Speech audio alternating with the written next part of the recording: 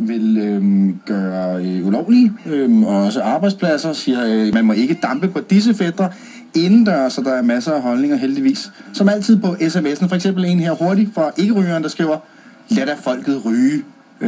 Og så er der også en, vi, Jørgen, jo bare kan sende videre til dig med det samme, Jørgen Falk, som jo er chefkonsulent i Sundhedsstyrelsen.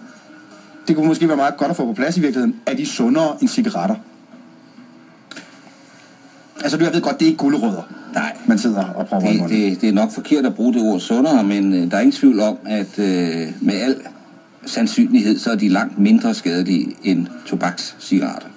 Og det er det jo, fordi at tobakscigaretter, almindelige cigaretter, det er noget af det mest farlige, man overhovedet kan beskæftige sig med. Der er jo 200 skadelige stoffer i, de 70 af dem er kræftfremkaldende. Det er, man ved, at folk, der ryger et helt liv, de mister gennemsnitligt 10 år af deres liv. Og så kan man jo se på, hvad der er i de normale e-cigaretter, og der er den cocktail, der er der, den matcher altså ikke. Det er mindre skadelige. Så det er formodentlig meget mindre skadeligt, men det er formodentlig ikke ufarligt, og det er den usikkerhed, som man skal tage hensyn til. Christian, han skriver